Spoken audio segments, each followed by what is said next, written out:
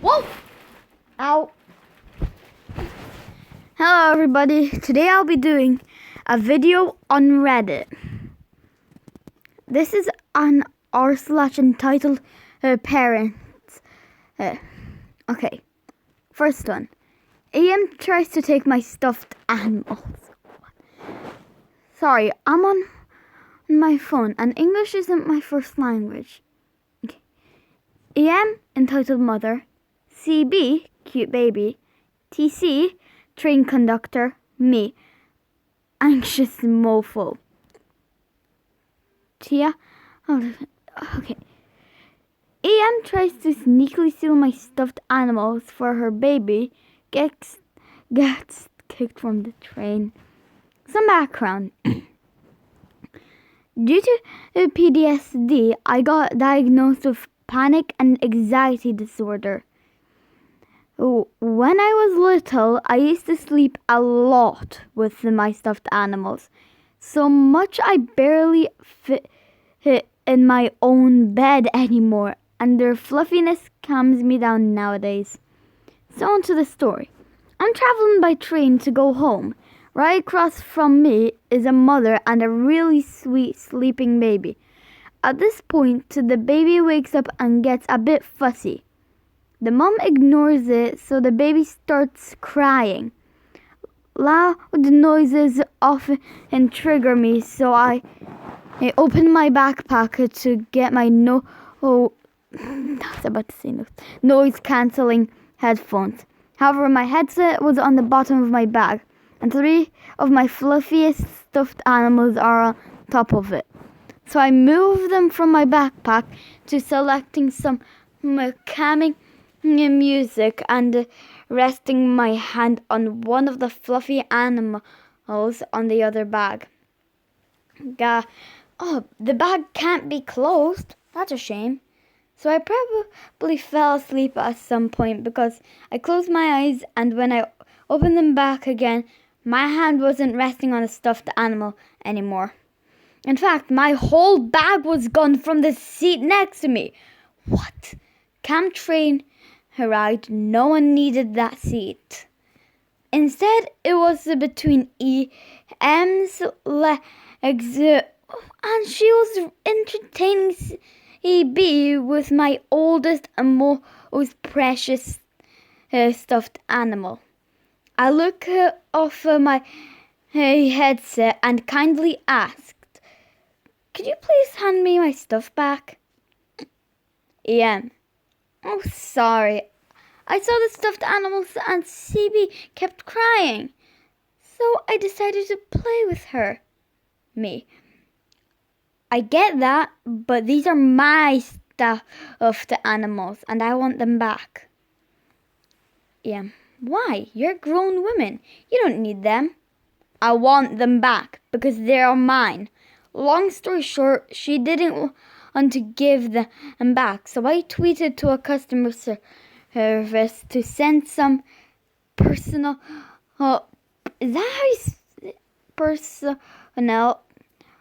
to the train car so that we were in. They were here within a few minutes.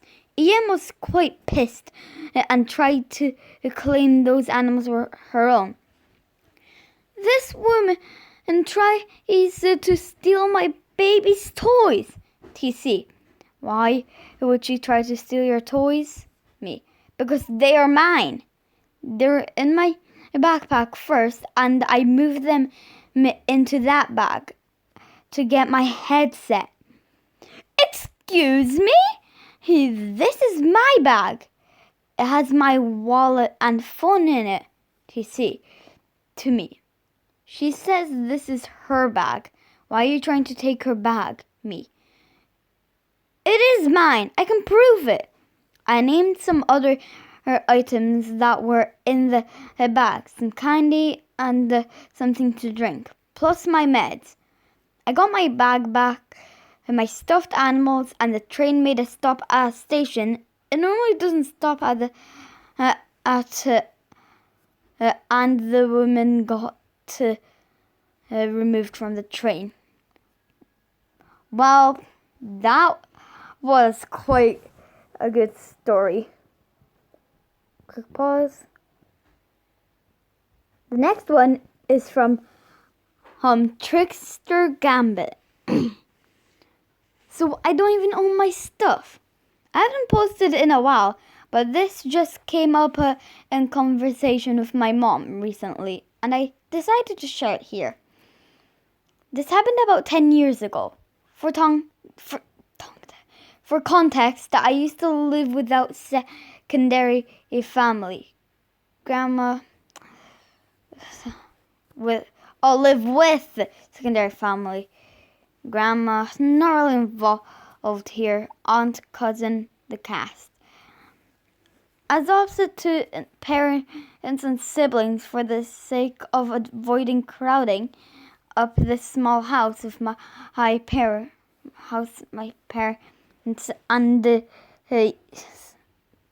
and youngest siblings lived here. I'm epileptic and have some brain damage from not being treated for most of my life. But that's a different story and legitimately not my parents' fault. I'll clarify if asked. So holding a job and working competitively at one has always been difficult. At the time I was functioning at roughly the same development aptitude as a 10-year-old. The last decade on meds had helped me a lot, and I was struggling to keep my fast food job, which was a condition of my staying with this part of the family. I'm also an artist and have spent the last 15 years doing commission piece work. For my 21st birthday, my father did me an amazing solid and bought me a Bamboo Fun Baby's first art tablet. It was my darling. I was super careful with it since it was expensive at the time, and the first gift my dad had ever gotten me that was actually relevant to my interests and needs. I kept it near the computer where my cousin and I shared, so I could use it when it was my turn to get commissions done.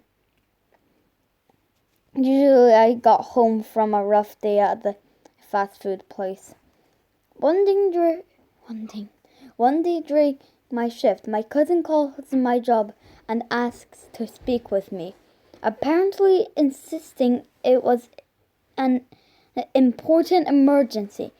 Thinking my grandma, who was 60 and diabetic, this prone crashing when no one was home, was in danger or in the hospital. I go and pick it up. What's wrong with me? Hey cousin, what's wrong? What do you need? Do I have to leave early? Cousin, no, I just wanted to know if I could use your tablet. I can feel that 1,000-yard stare happening on my face. You called because of that? I'm speaking low because I don't want to cause a scene, but I am very clearly irritated, cousin. Yeah, I called your cell, but you didn't answer. I'm at work, cousin. Yeah, so? What do you need it for? Now I like to think I'm a nice, understanding adult. I love my family, and I generously willing to help out if there's a legitimate need for it. So I had my cousin something like, I need to do some art for school. I'd have been willing to lend her any and all of my art supplies, pencils, pens, markers, and maybe my tablet, depending on whether or not references, pictures, and computer graphics were needed under supervision. Because it was expensive and I couldn't afford to replace it on my own. I'd made that pretty darn clear. But I want to doodle in the art program on the computer and I can't do it without the mouse. For school? No, for fun. I asked Grandma and Mom and they said I had to ask you. And this couldn't wait till I got home. I want to draw now. No, you want to use it? You have to wait until I'm home. You know that. Mind, I'm still working on the clock. I had to use my 10 for this. It's because I was talking so loud I have hung up. But I thought that would make it worse. But wait for it. Fine, I'm telling Mom you won't share. Me. Okay, tell her you called me at work too. My mistake of thinking my aunt would be on my side, since she was a full-time worker at a drugstore and had to deal with her fair share of my cousin calling to demand things while she was on the shift. Boy, oh boy, was I wrong. The end of my shift came. I said the goodbyes and clocked out. Took my stuff and walked home, thinking the things were settled and I'd be able to go home and set my cousin on the computer without the tablet and walking her through, using it without tearing up the surface and breaking a connector. She was a lot younger than me, and I was worried that cord would be broken or something. It was my baby and I was hyper vigilant. What does vigilant mean? And without getting frustrated with the deceptively complaint to art program. Just tell me, just write down how you say it, not like the spelling. When I got home, my aunt is in the room the computer was in. The same room I slept in, and she glared at me. Why didn't you let your cousin use your tablet? I told her she had to wait until I was home so I could supervise her. Cousin knows how to take care of things, so why would you leave it by the computer if no one else can use it? I don't want to lose it or break it. They're expensive and it's okay. Hey, it's the only one I have. What? Why did I say okay? I can't replace it. Well, if your cousin can't use it, it's not going to be near my computer. No one can use it.